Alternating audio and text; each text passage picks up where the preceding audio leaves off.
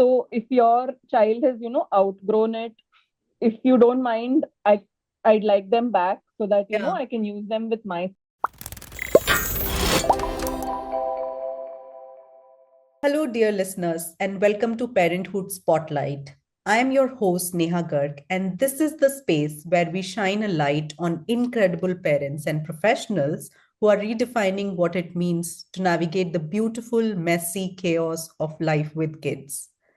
Today, I'm thrilled, absolutely thrilled to introduce you to someone who's taken a leap of faith in her career, blending creativity and care in such a way that's nothing short of inspiring. My guest today is Shruti, a trained audiologist and speech language pathologist. Yes, the very ones who help us find our voice, literally, and she's now a quiet book creator. I first heard of Shruti through Nayan, her sister in law, whom I met during my library educators course in Goa. And let me tell you, Shruti's story stayed with me. From helping others find their voice to creating something as tactile and imaginative as quiet books for kids, her journey is simply fascinating. So, Shruti, welcome to the show. It's such a pleasure to have you here. Thank you so much, Neha. I really appreciate this. Let's dive in. Shruti, let's just start Sure. at the very, very beginning. You All spent right. years as an ASLP. What drew you to this field initially? So my mother's sister is also a ASLP. So I Okay. think it was through her that I got introduced into the field. Though our paths were not the same. So she's still practicing. So she is more into the speech language pathology side, whereas I did my master's in the audiology, the hearing sciences part. Right. So our paths were not completely the same, but she was the inspiration to join the field. That's amazing. And then came the shift, moving away from a structured healthcare profession into Yeah. something so creative and entrepreneurial. What was that like? What inspired this transition? So some of the transition started from before when I was still practicing. Oh, So I think I created my first quiet book in 2017, early 2017, yeah, for my niece, my cousin's daughter, who was then, I think, just turning 5. So I had this tradition where I made something for her for every birthday yeah, from the time she was 2. So the uh, first year it was just a picture collage. Then I made some jewelry box redesigned with her photos and stuff. yeah, Then I think I made a dollhouse with, like, just a cardboard furniture and all that. yeah, And then the final one, I think, was the quiet book that I made for her. yeah, And then I had like friends and family, asking me if I would make for their kids. yeah. And so, gradually I started making more. But at the time, because I was working full time at different hospitals, it wasn't possible for me to, get into it in a official way or like in an Right. entrepreneurial way.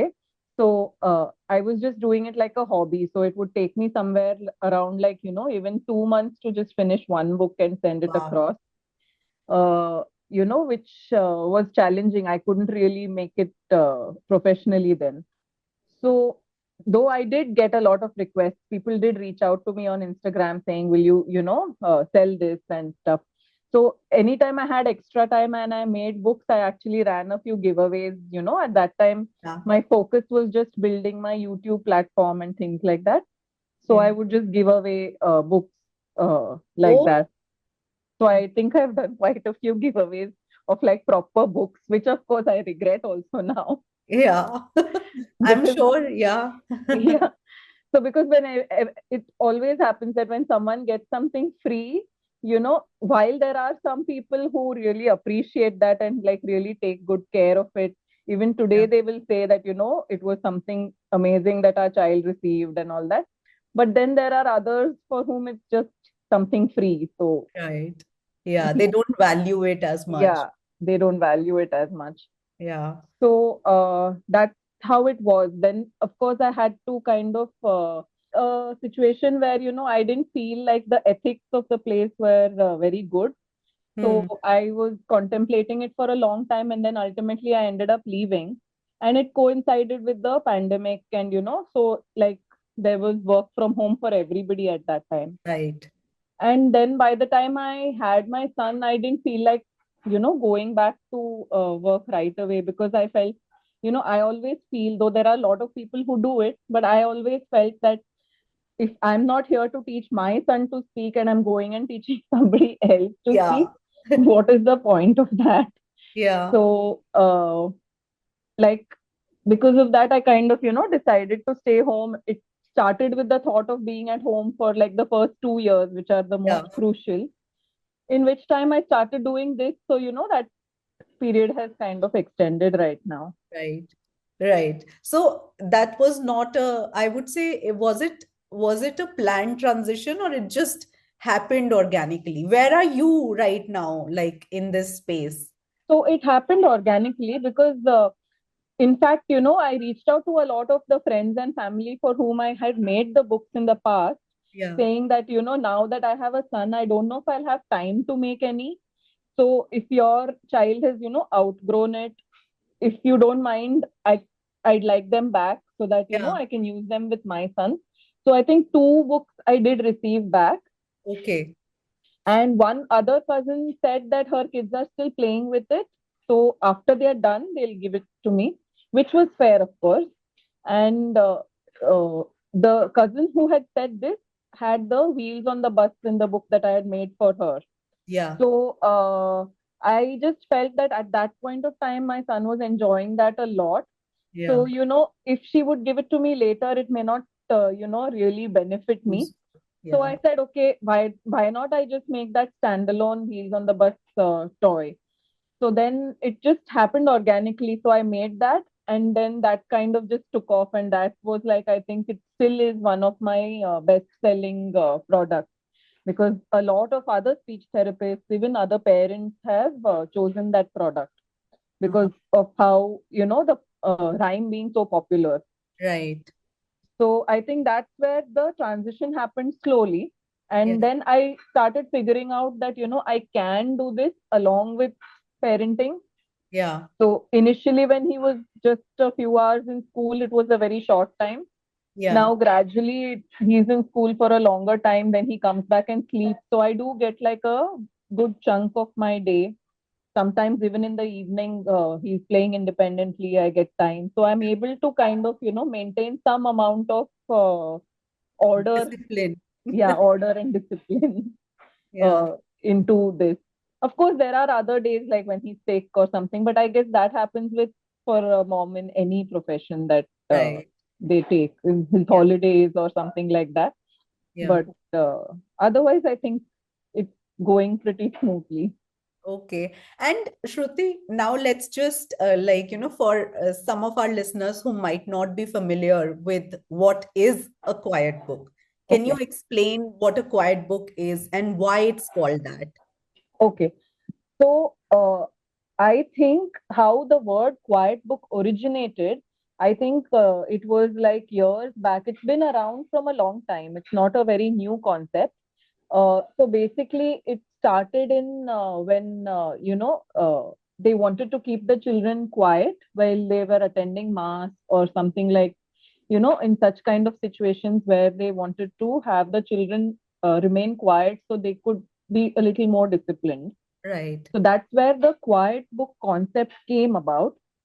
Uh, Having said that, I feel, especially for the younger kids now, it's a better channel to, do the exact opposite. Like, Huh.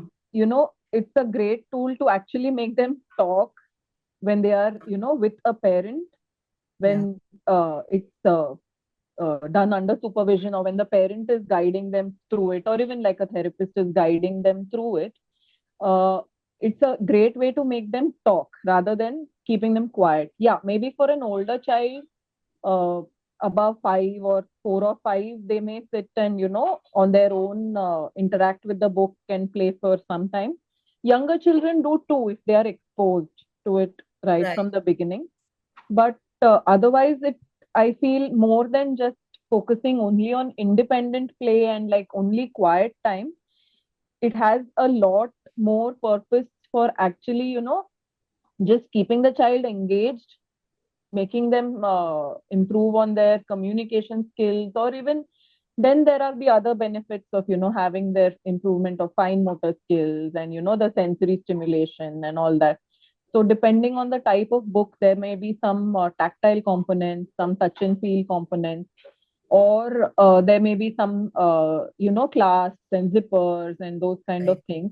So they do also, help in benefiting for a lot of other goals, but it's a holistic thing. So it's, if somebody says, okay, only fine motor skills, then I feel it's very limiting.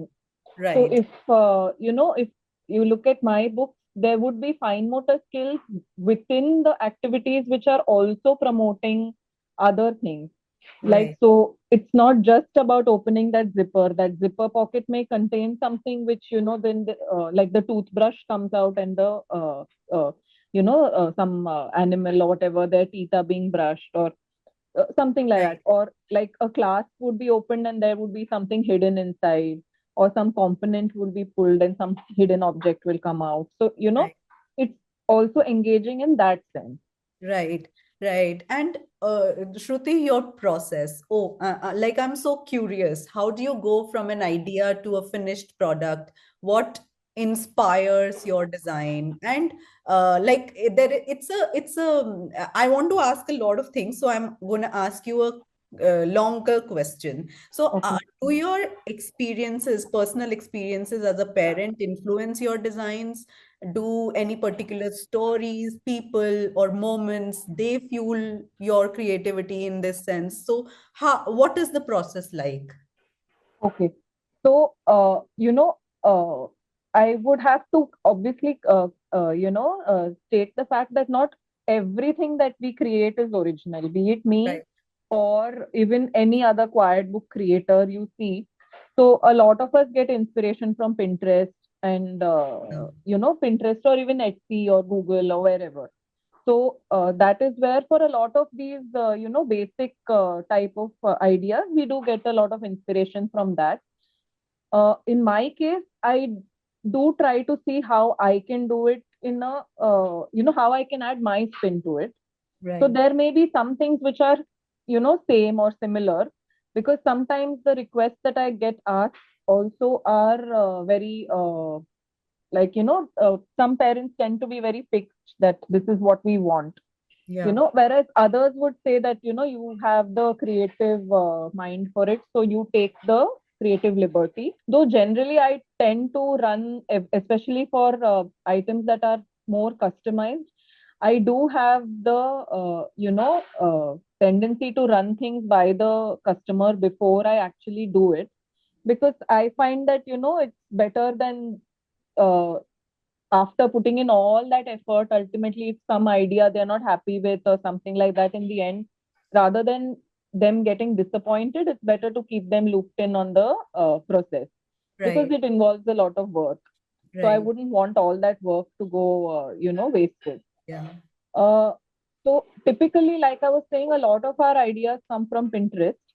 But then I think in the last year, I've been lucky to do a lot of things from scratch also, because they are based on requests from parents.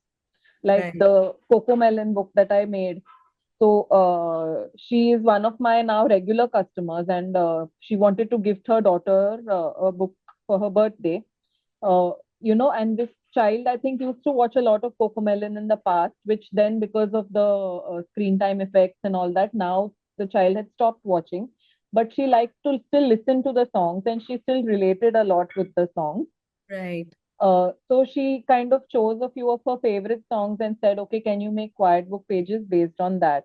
So then I think it's just thinking, okay, how do I, so the first part of that would be like, okay, it has to look like, the characters have to look like the page. And then the next thing would be, okay, in that, what components can I make which are interactive? Right. So that would be how the thought process goes. So how can I make each page interactive? And so one by one, I think that is the, the process that I would take.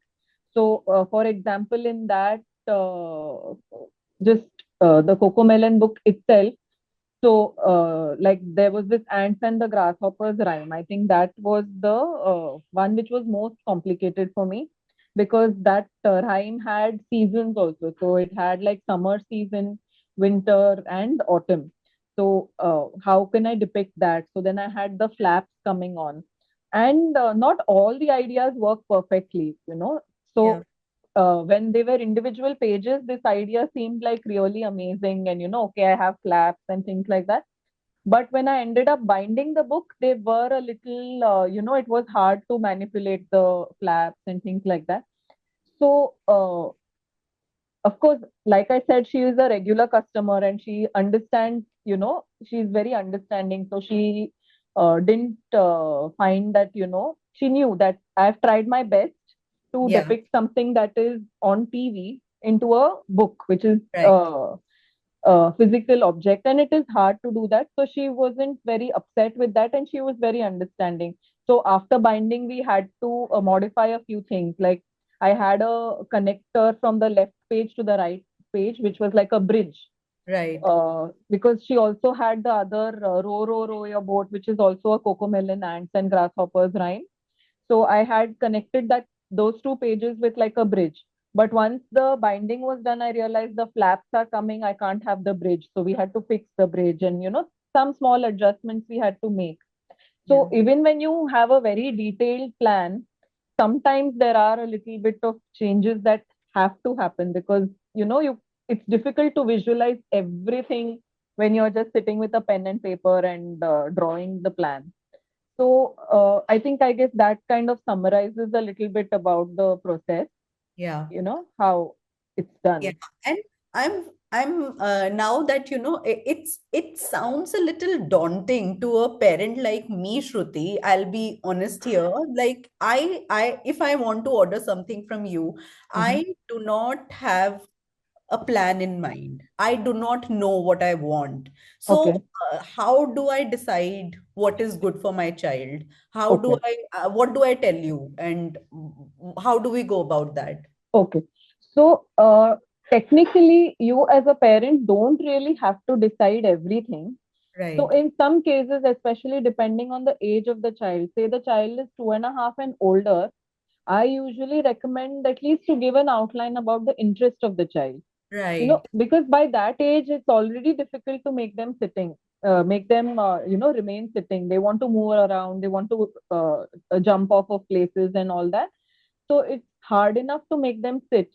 And then if unfortunately or fortunately, a lot of parents who choose based on their interest. So right. this is not judging anybody. Yeah, It's like, absolutely not judging anybody, to each their own. But a lot of parents would say, get things based off on like, say, shapes or colors or things like that, which is something that they want to teach the child. Where, yeah, if somebody were to just ask me saying, okay, what can I choose for my child? I would say go based off on the child's interest. So, to a certain extent, shapes, colors can be included in like, other theme based products. Maybe not all themes, but some of the yeah, theme based products, you can introduce shapes and colors. So right, it doesn't have to be an activity which is only for shapes and colors. right, So I think, like for example, I had a sea creatures book which I made recently. So within that, I had like oval shape for the crab and a hexagon for the turtle. It within the shell there's a hexagon. So right, it's also introducing those sea creatures, but there is shapes and colors inside that, as opposed to just having only shapes and colors on a page. Also because now, if you look at it abroad, there may be parents who would, buy a product for each age and stage of the child, right, which somehow may or may not happen in India. There right. are parents who do, purchase that way here as well. But in general, over here, I've noticed that uh, the requests that come in are for, something that lasts them longer. Yeah, So, which is why some of even my most basic ones, like even the books that are, or the cube and all that I make for like the really younger children, will still have something which will last them later. Right. Although whether or not that child will still be interested in it later, that I can't promise. Yeah. But if the child's interest remains, like because we rotate toys and things like that, so if that child's interest remains, then there would be some level of, utility even, say, when 2 years later or something, when they are getting better at those fine motor skills. Like even now, some of the class and all that, my own son can't do. So if I Right. bring out a product later on, I notice that okay, this class he's able to do now, which he Yeah. wasn't able to do say 6 months back. Yeah. So there is always some variability in that age. At the Right. same point of time, there would be parents who ask me for age specific Mhm. products as well. So then, according to that, I would recommend them either from whatever I have. So I Yeah. have these products which are age specific. So when it comes to somebody who has no clue about what they want or what they should order from me, the first thing, like I said, would be the interest. And Yeah. then, of course, if there is something like if you, like I said, if there is some thing that they want to teach, like either shapes and colors or whatever, or supposing it is more for independent play, and if the child is 2.5 and above, especially above 3, then even any of the dollhouse type books and all that Yeah. would be good for the child, because there is a lot that they can do, and they pretend they take the doll around the book and do different tasks for the doll, so it keeps them engaged for a little longer. Yeah. The same dollhouse book, if you're using for a younger child, you would have to have the parents sitting. So like Right. if I promote it as a speech development tool, that can't be done with independent play. So in that situation, the parent has to be sitting, okay, let's brush the doll's teeth, or let's take the doll for a bath, let's feed him this, let's feed him that. So that has to be a parent guiding. So Right. a single product can be used multiple age groups, multiple ways, but it depends on the involvement of the parent in that Right. process. Right. And I have to ask Shruti, because you're saying all these words and some things Sorry. are coming out Okay. at me. Does your background as an ASLP play a role in how you approach creating these books? Do you find yourself thinking about developmental milestones or learning outcomes when you design books? To a certain extent, I would say yes. Uh, Now there are two things to that. Like I feel I have worked with enough children to understand how, a little bit about the behavior. Yeah. So, for one, there are a lot of quiet books on the market which, they have just glued components or like the Velcro dots or Yeah. something of that sort. And while they may be cheaper, because obviously you don't take that extra effort to stitch a product, you can sell it for a cheaper price. Having said that, I would never say that, okay, I'll do it without suing, but I'll sell it to you for a cheaper price, because I understand that uh, children are rough with things. They Right. are, going to pull out things, and there is going to be more wear and tear on that kind of a product. So that is one thing. So the way that I make it would is depending on the knowledge I have of how children are. So like Right. even a few of my initial quiet books I had made when I was taking therapy for children. So I've had, like, at that time I was also not proficient with sewing. I used to hand sew. So I have had situations where children have pulled stuff out and things like Right. that. So, which is okay because I can do a little bit of repair then and there. But Yeah. when I'm selling a product, I would rather prefer that, they have that, they don't have to do Approval. the, yeah. Yeah. Uh, so that is one. And the second thing is now, supposing, having fixed components. Like I have some products which don't have any removable components, but can still be engaging. Right. So, understanding that, parents with very young kids will end up losing parts, or, so recently, I should tell you, I came across a reel that was viral Yeah. where, a parent was taking a quiet book on travel. I think it was an air travel. And they were like, this is not degrading a quiet book, but it didn't work for us. It was something along those lines. And the first thing that struck me was that a lot of us, even I do it, when we take our kids for travel, we try to have like new toys which they have not seen before. Oh, yeah, So now, obviously, this would depend on every child, but yeah. the book that they had shown was highly colorful. It had like those farm animal finger puppets and things like that. It was someone else's product. I mean, I don't know where they purchased from, but it was highly colorful and definitely engaging and all that.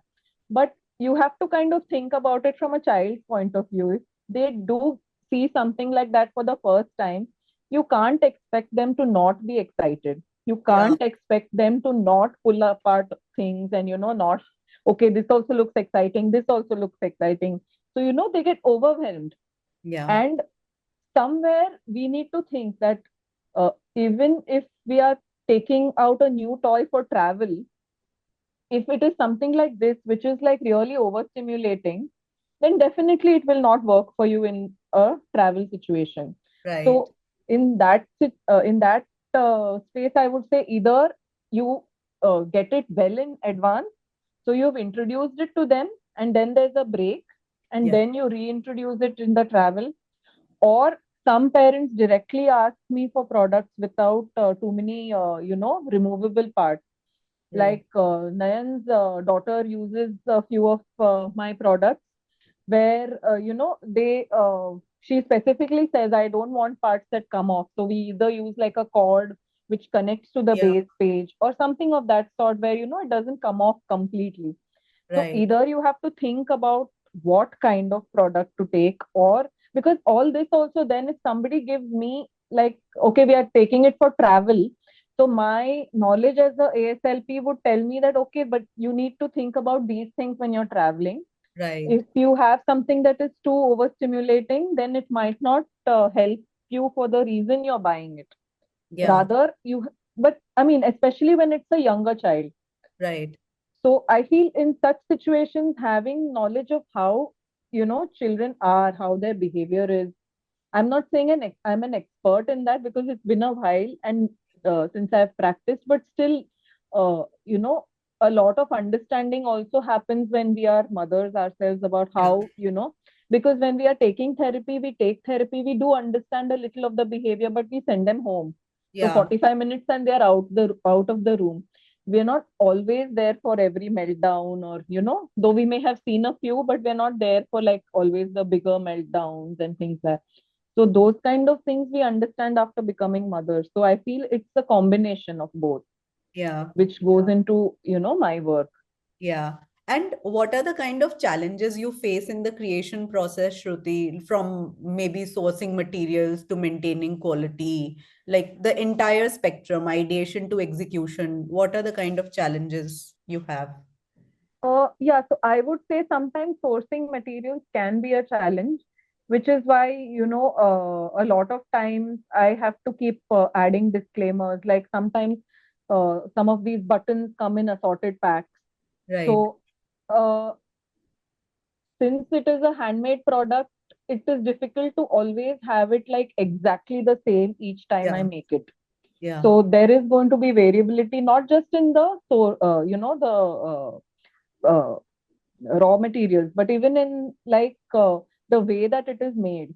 I Yeah. find it hard, especially now. Supposing I made like a product in February last year, and then I'm asked to make that again now.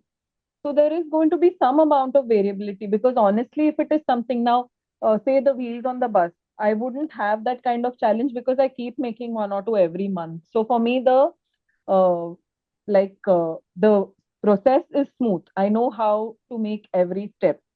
But something which I've made once a year back, and then I'm making it after a year's gap, there is going to be some challenge. I find it hard. I'm always looking at the picture or the video. Okay, how did I make it then? Yeah. What Because then I don't blame them, but then the customer would say, okay, it wasn't like this last time, there is Yeah. something different here. Yeah. So that is, I think, one challenge where possible I tend to remind them that there's going to be some little variability. Uh, so in the raw materials, that is one of the concerns. Like because they come assorted, I Yeah. may not get the same buttons the next time. I have no control over that. Yeah.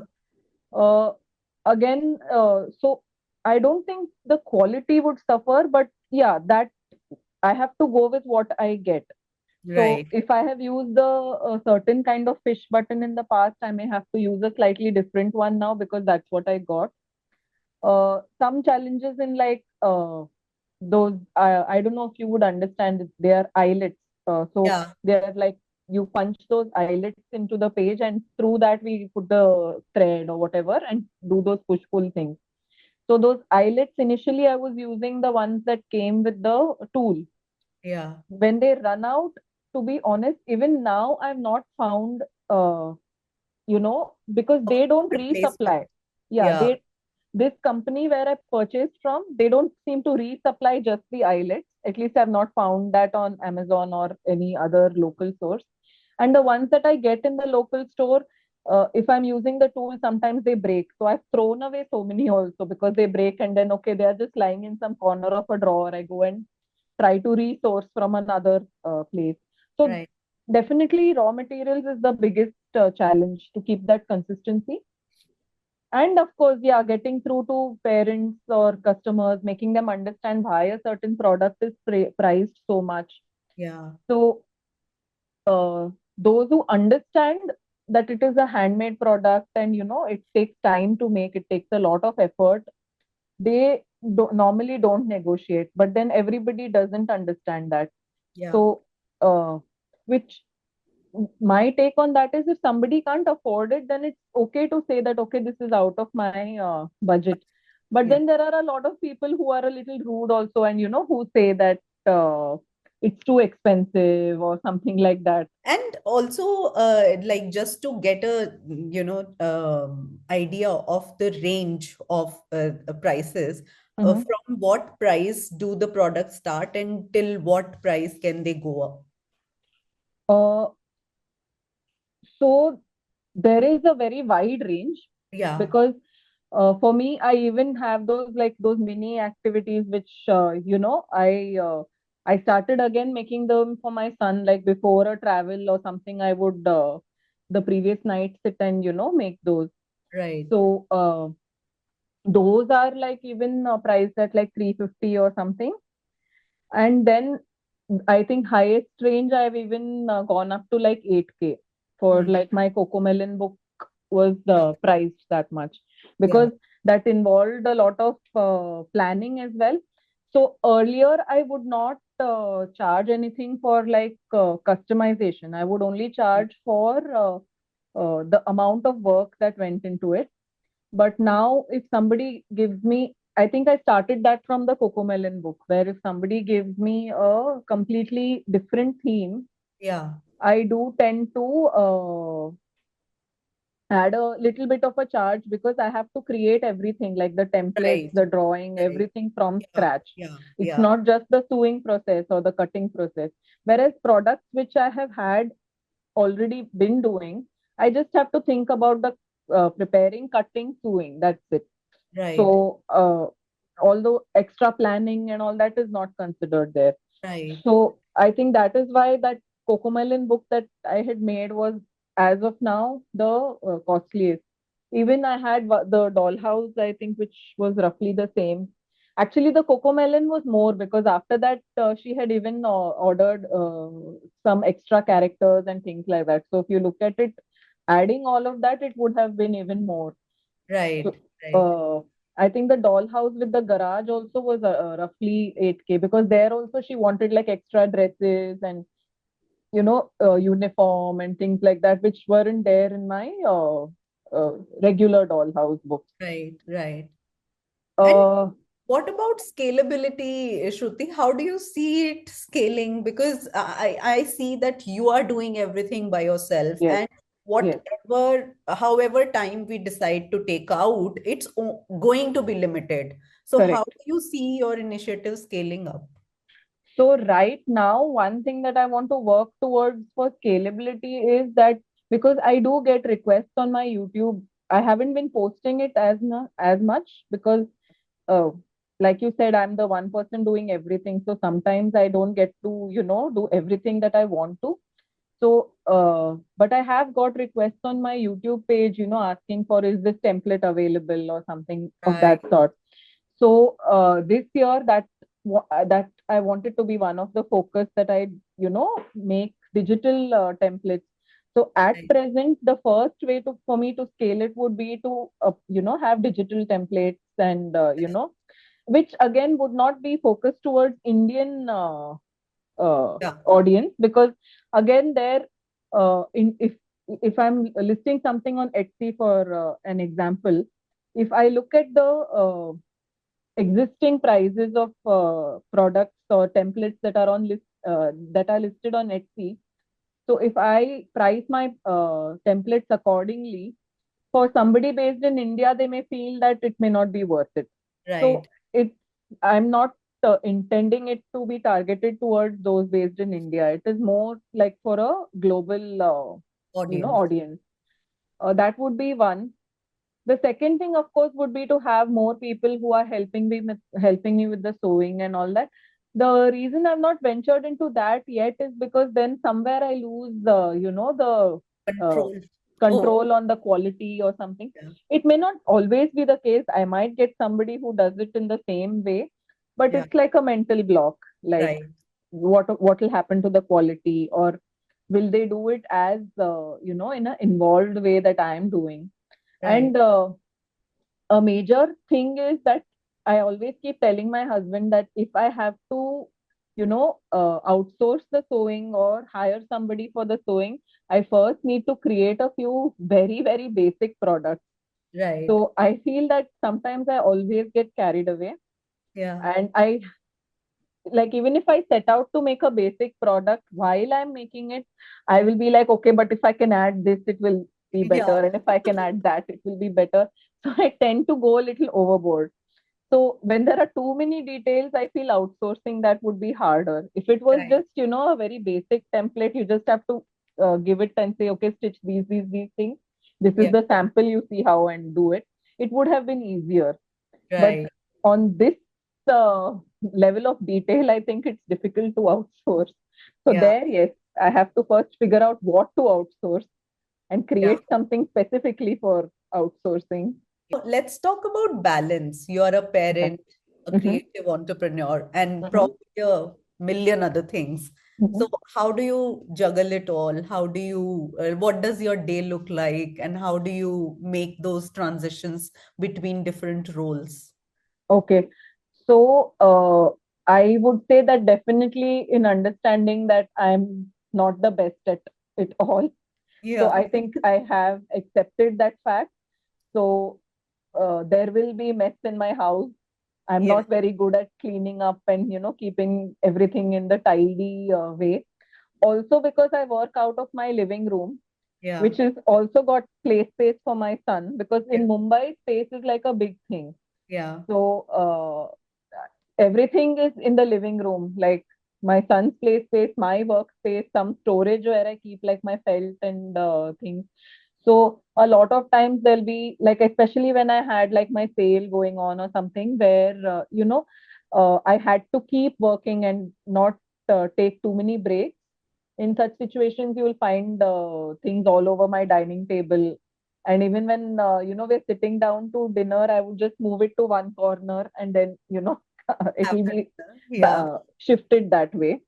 So definitely, I'm not good at that part of the task. Otherwise, I would say that when my mom is at home, so she comes and goes. She stays in Bangalore, so she uh-huh. comes and goes. When she is here, she helps me with a major chunk of like the cooking, and even keeping my son occupied for a little extra time Yeah, that I get to work. When it's just me, then so I haven't really hired any help for cooking and all, because we had tried it in the past and it didn't work out for us. And since my son eats what we eat, it just made sense for me to do the entire cooking. yeah, yeah, So I try to finish it like before he goes to school.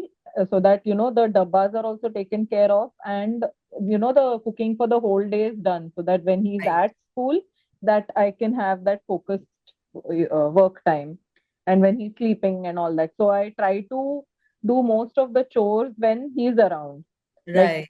even like, if I'm doing meal prep for the next day, I'll do it when he's around. So he's either helping or whatever, he's around me, or he's playing independently. But it's not a time where I'm instead of working focused, I'm like doing the chores. Yeah. It's not that way. Yeah, yeah. I think that's very smart. But what have you learned along this journey about yourself, Shruti? Do you see quiet book creation as an extension of your identity now? I think yes. I mean, I feel that there are a lot of creators within India also who are making quiet books.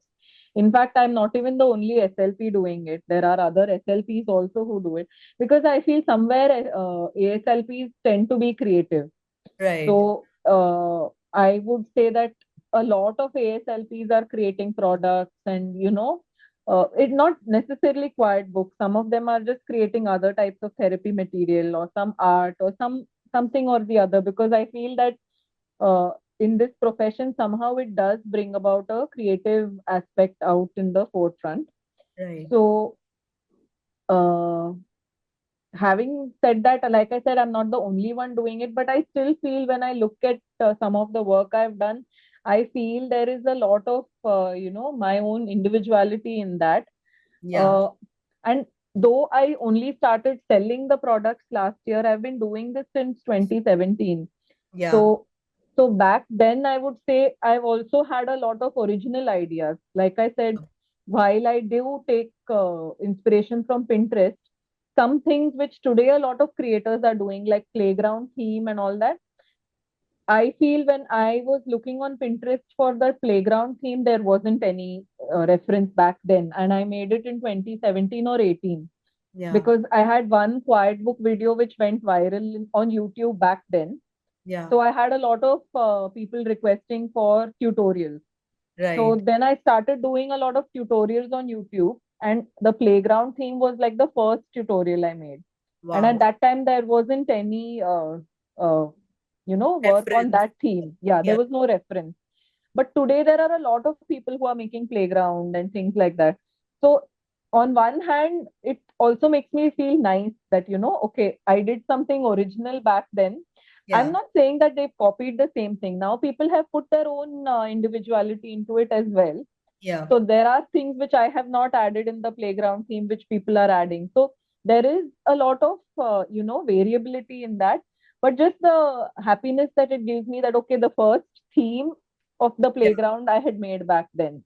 yeah, Or say 5 years from now, I may say that about Cocomelon also, because I yeah, didn't find any reference. I yeah, had to do everything from scratch. yeah, And somebody may be doing a better job of it in 2 years, because yeah. they will But have a reference to it. yeah, You but know? when you did it, there was no Yeah, reference. yeah. So I had to just think of things, like, pull out everything from my own experience. So, whereas for somebody, they'll understand. Like I said, I made a few mistakes which I understood later on.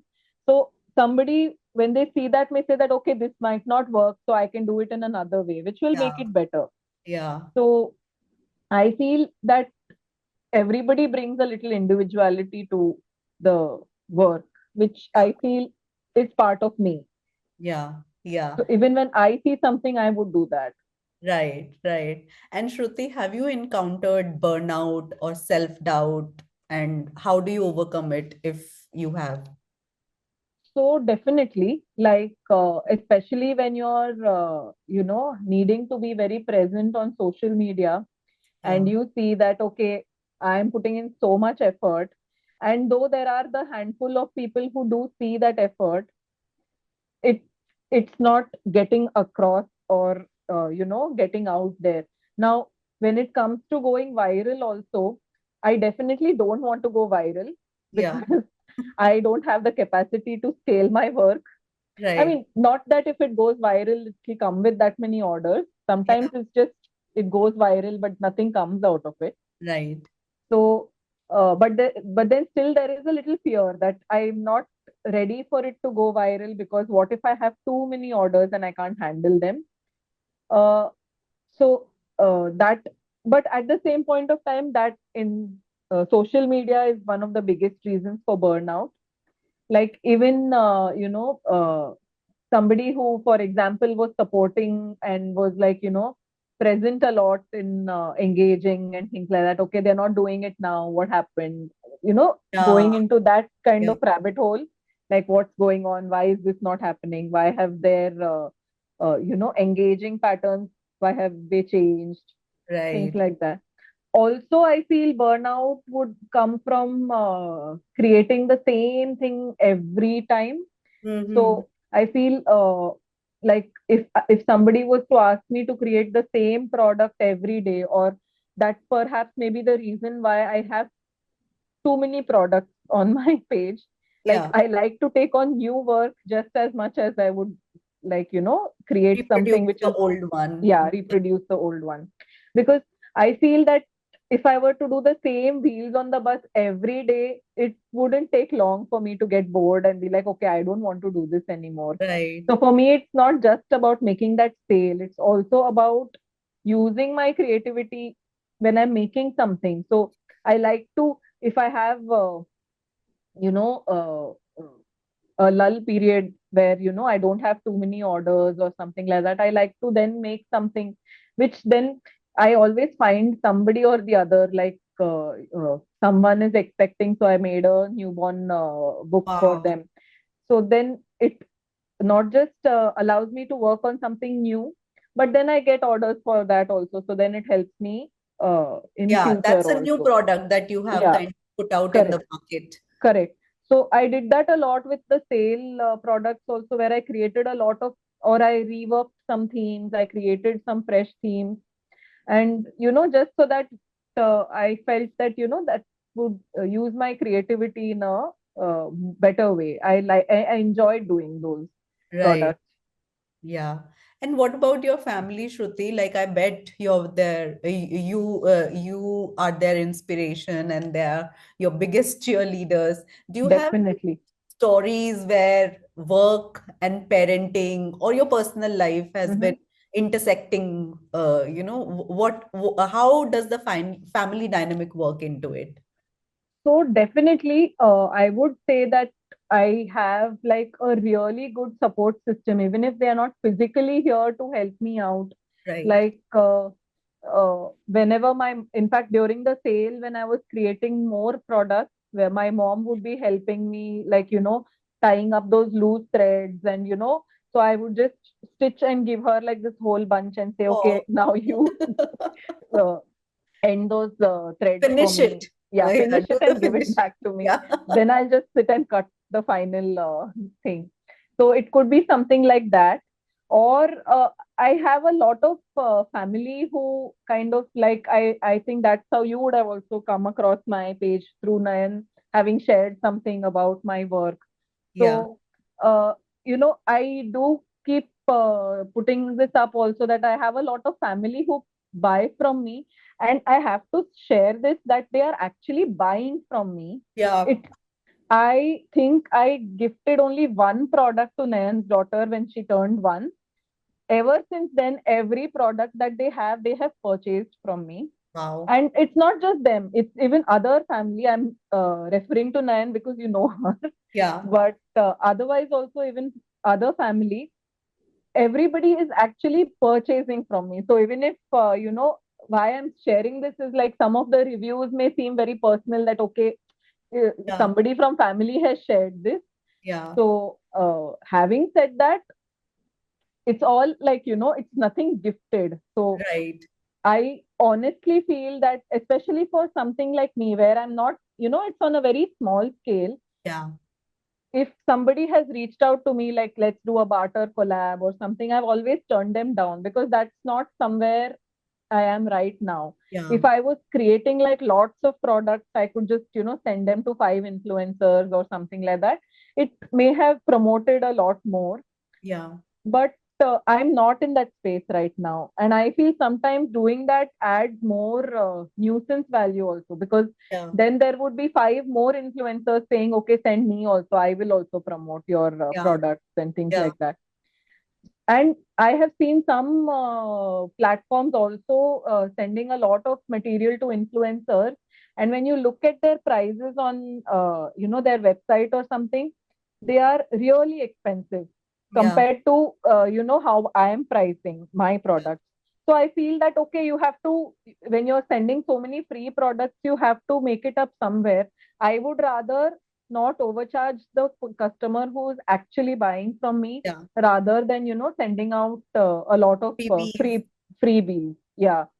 So I think during the sale I have been sending some freebies, especially like I have gone beyond what I said I will give, like Yeah. for those who have spent a really lot during the sale. Yeah. So one person I said, okay, I'm sending this as freebie, but you've already ordered this, so I'll send something else. Yeah. Or I had the Peppa in Peppa family in the car. So somebody who spent a lot during the sale, I said, okay, I will send this to you as a freebie instead of what I had originally promised. Then somebody else had been asking me about a lot of things. In that, there was one thing like I had made bees in a hive. So I said, okay, you've purchased a lot from me, so I'll make this as a freebie and give you.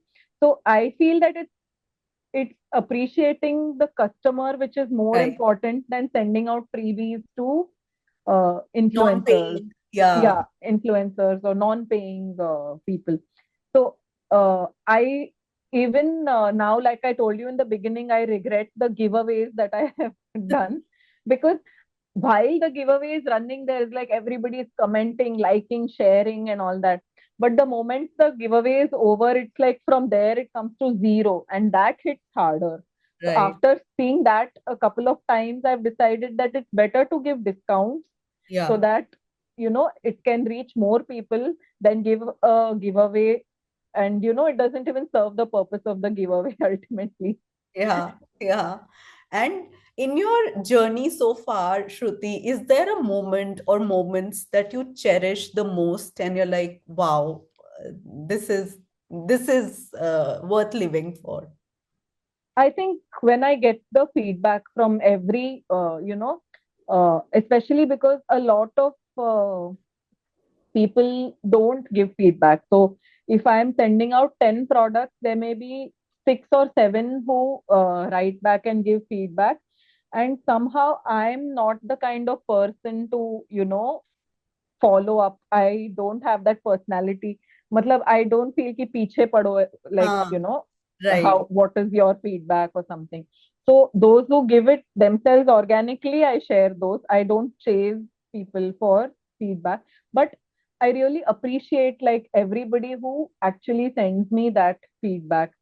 And recently, another person had sent me feedback saying that, she's ordered from so many handmade products, small businesses. But I was the first one to kind of, keep her involved. Like I said, I Yeah. always keep the parent involved in the process. I run things by them. I don't want them to get like, a surprise on something.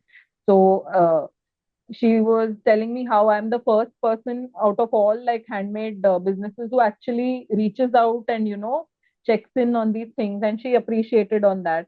So these small things that people tell me, I think are what make me feel good about the work that Yeah. I'm doing. Yeah. And looking ahead, Shruti, what dreams do you have for your quiet book venture? Are there new directions or ideas? You said one of them is tutorials or design templates. Yeah. For Indian market, are you excited to explore something else?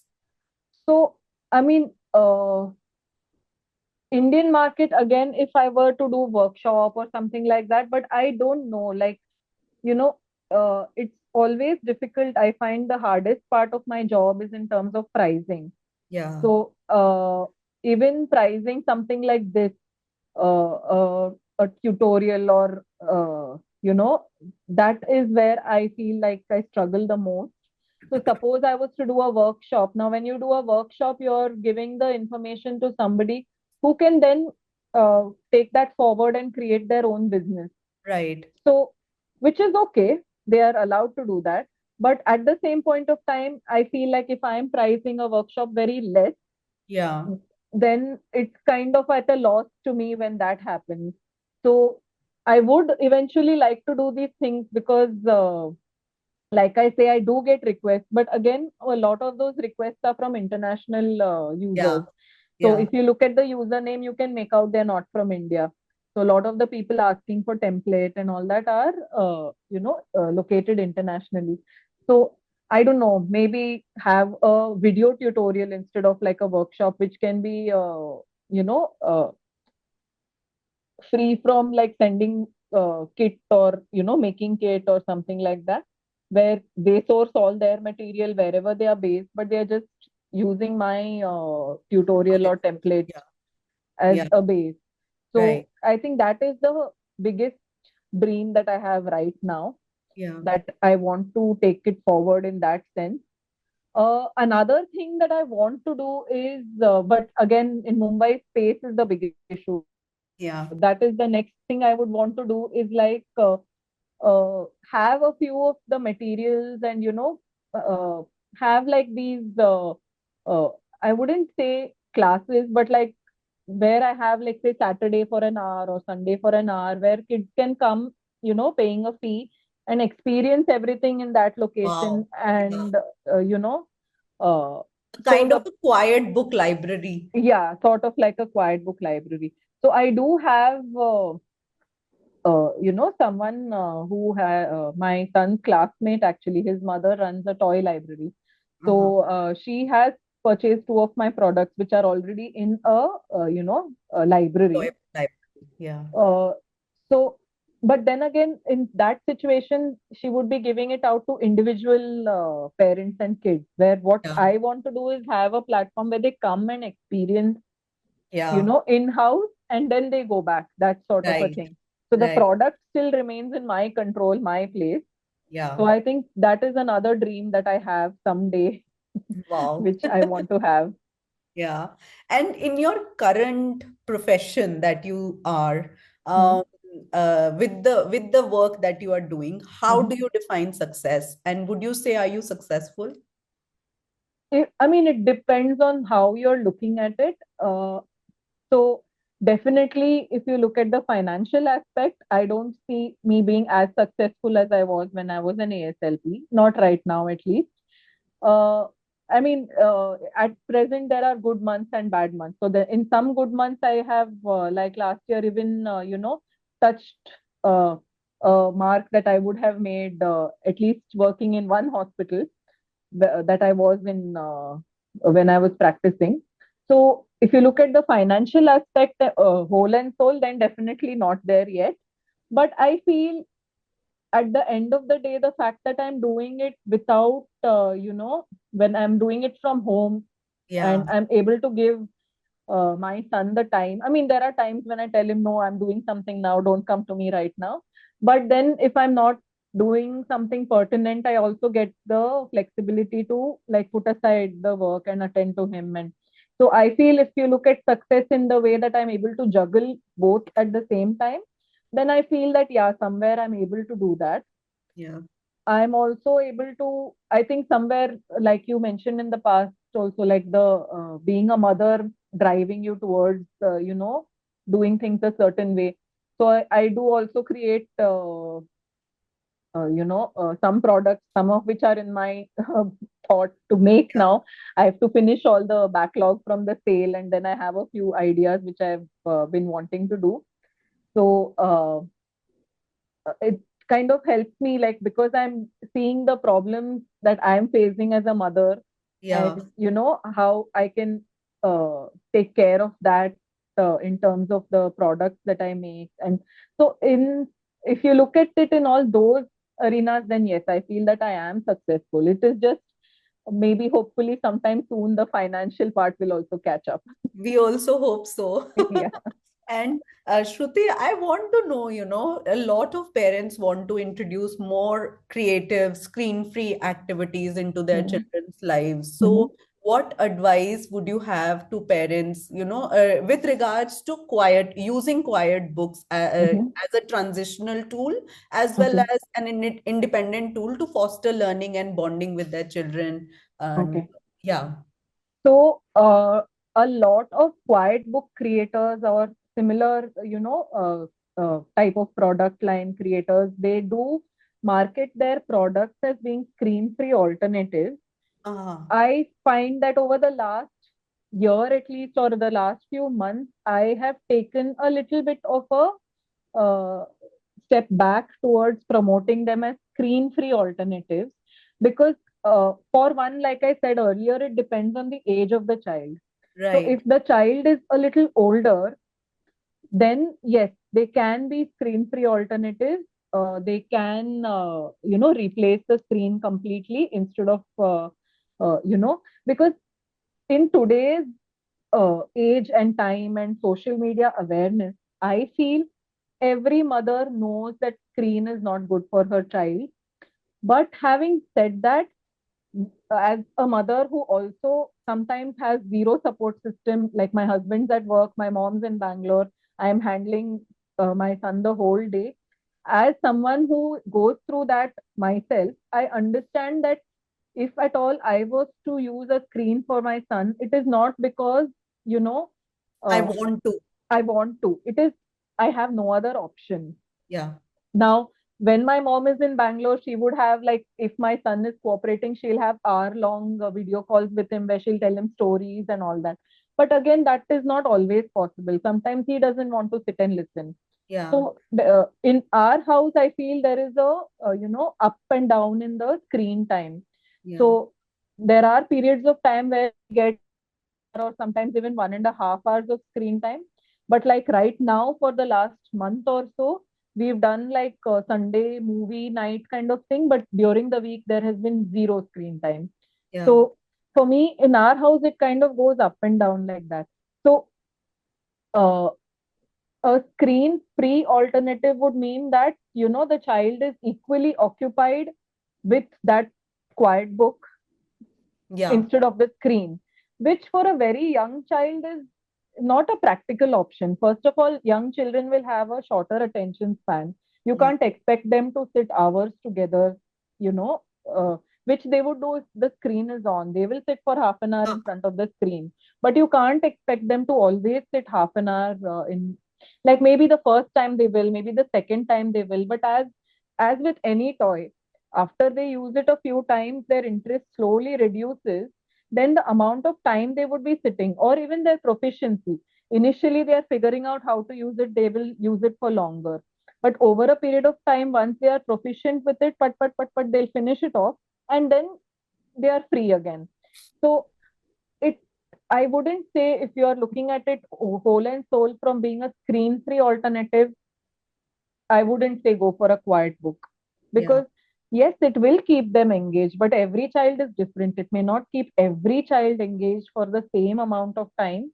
And if you are using the screen as like a mental break or a breather, or it's allowing you to do something which is pertinent, then as I would say, you know, you don't have to get rid of the screen completely. It's more about what you are allowing your child to watch and yeah, how much of time you're allowing your child to watch than just taking it off completely. Yes, there are families who may be doing it completely no screen. Like I said, currently, other than the movie night, my son is not even asking for the screen because yeah, there are times when he asks, and at which time I also need that help and I have used the screen. But right now, he's in a stage where he's not asking. So we are okay with it. So right, I feel that kind of flexibility is more important, and what show you're showing, or what how long you're showing. Those aspects are more important than trying to cut it out completely from your child's life. And if you want to try and complete it, like cut it out completely, I would say that for a 3-year-old, like my son enjoys doing cycling. So Yeah. Physical activity is a better option than, expecting them to sit for half an hour with a quiet book, Yeah. all the time. Yeah. Someone who's a little older, maybe 4, 5, by which time they have better attention span, more concentration, they may do it, you Yeah. know. But a very young child will still require that mother's attention, or, so it depends on why you want that screen. Yeah, I love how realistic you are, Shruti. You are not blatantly selling your service, and you are not saying that, oh, use quiet books and they are the best. And like, So I really like that. so when I was working as an audiologist, I was working primarily with there are these hearing devices called cochlear implants. Yeah, So my work was primarily involved in that aspect. So I was initially, for the first few years, I worked with the company who was making the cochlear implants. So I was providing clinical support from their side. Then, because it was a travel-based job, I moved after marriage. I stopped that and I moved to a more hospital setup where I was working more with the patient. right. So I think this comes from that experience, because we always used to tell the parents in our counseling that if you set your expectation very high, then you will Mhm. always be disappointed.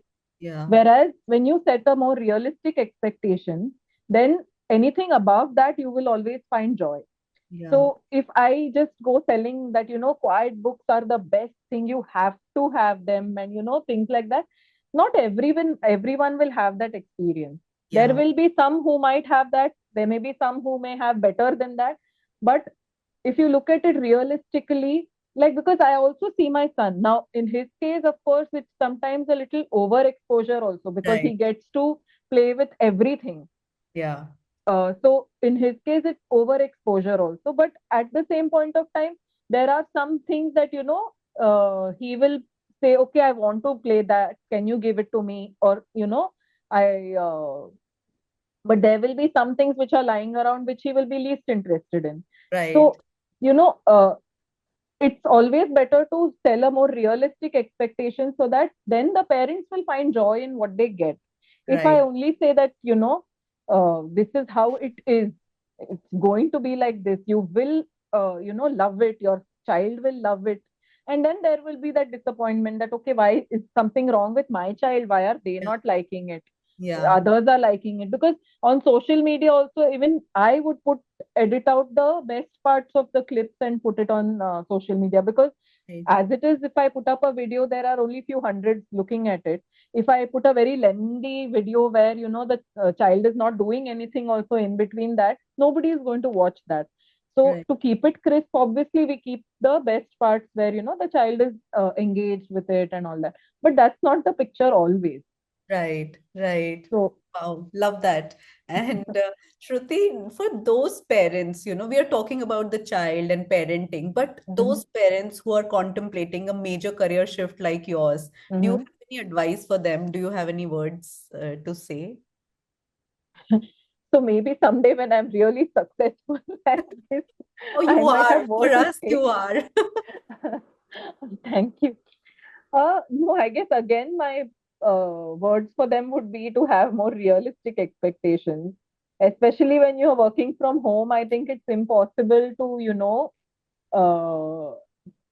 unless you have a support system, then Yeah. it's impossible to do everything that you want to do. There has And to be a even with middle the ground. support system. Yeah, uh, agree. So there are times when my mom is around, but still, like, and so I have kind of, they call this weaponized incompetence, they say, Yeah. which they usually say for like men doing that. Yeah. So, but sometimes I feel in our house, I do that. So it's not like I don't know how to tell stories. Of course, I can tell stories, Yeah. but I kind of give my son the picture that I don't know how to, so that otherwise he would just want me all the time. But Yeah. now, because my mom would tell him stories or my husband would tell him stories, he says, okay, I'll go to sleep with Papa or with Amama, but it's okay if you're not there. So Yeah. sometimes I feel you need to have that weaponized incompetence. If I would happily tell him stories, I would just be doing every single task for Yeah. him. Yeah. So, yes, even with the support system, I agree. It's not possible to do everything. So I think the biggest thing would be to have realistic expectations. Yeah. And everything will take its time, but I'm sure like everybody will see the success that they want to. They have to be consistent. They have to, show up, Yeah. and they have to try new things. And not every new thing that you try will work also. That's true. Yeah. So, uh, you know, I think that would be it, what I would have And to say. finally, what do you think is the biggest? Oh God, I'm sounding like a self-help guru, but I have to ask this. What is the biggest lesson do you think parents can take away from your story? I would say that, not everything that you see on the internet needs to be believed. That, that is one thing. I would also, so some part of my story that I've not spoken about is, so I had another page. Actually, I had the tagline of artsy audiologist when Oh, I started off. So when I made those first few quiet books, and I've actually dabbled in everything, paper quilling and all of that. So before I, started working more with felt, I've worked with all paper and that kind of thing. So again, one of your earlier questions about what I want to do in the future, I also had made this one paper book, pop-up book on opposites. So okay. I think that is one more thing which I, want to take it forward, because uh, I want to make that like a printable where people can make their own also. It will be like a tutorial and all. So, but it had the base of paper, so it can Right. reach also a little bigger audience, because you don't need sewing and that kind of experience. So, I was called artsy audiologist. And what happened was, when I had my son, I started sharing a lot of mom content. Yeah. So when I started sharing a lot of mom content, that Instagram page started getting more mom followers. Right. So then when I started thinking about, branching out into this, I had to create everything from scratch again, and, create a new page. And it didn't make sense to go back to artsy audiologist then. So Yeah. then I went to creating ASLP Creates. Yeah. So I had to kind of start everything from scratch again. So the kind of followers I would have got for my quiet book content back in 2018 or 19 may have not even been around when I started posting all the mom content. Plus, Yeah. of course, they would have had kids who would have grown up by now, and it wasn't relevant for them anymore. So one thing that I would, and in the process also, when I was sharing a lot of mom content, I was also sharing a lot of, my son, which Yeah. I feel we tend to do as parents now.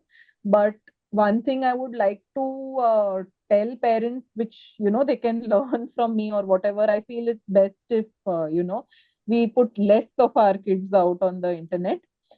So I still use a few clips of him now when he's using my product, but and if someone else has shared and I check with them first, I do share rarely some things uh, using videos of kids. But I feel that is where I try to not, show them directly, or I blur out, or I do something of that sort, because even today, uh, internet can be used for a lot of, wrong things, Yeah. and it's just going to get worse.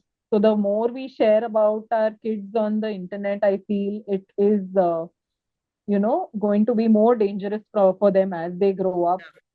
I stopped sharing both my birthday and my son's birthday, and, that kind of information on social media. So it's okay if my community doesn't wish me for my birthday, but Yeah. it's better to have those privacy settings in place, because these are actually the questions that are your bank related safety Yeah. questions and all that. What is your mother's maiden name? And, Yeah. all of that. If we are putting everything out on the internet, then, somewhere it is compromising our own online safety. That That's is the biggest lesson, I would say. That's right. That's right. Wow, Shruti, this conversation has been nothing short of inspiring. Thank you for sharing your journey, your insights, Thank you. and Thank your you so passion much. with us. Thank We're you so much. glad. Yeah. And for everyone listening, I highly recommend checking out Shruti's beautiful quiet books. Not only they are perfect for little hands, but they also come from a place of immense care and creativity. You can check out her beautiful quiet books on Instagram, YouTube, and Facebook. She goes by ASLP underscore creates on Instagram and YouTube, and her Facebook page is called Created by ASLP. Trust me, these books aren't just for kids, they are little bundles of creativity, thought, and love. And finally, thank you so much for tuning into Parenthood Spotlight. If you enjoyed today's episode, please don't forget to subscribe, leave us a review, and share it with someone who might find it inspiring. Until next time, keep parenting with love, joy, and maybe a touch of quiet.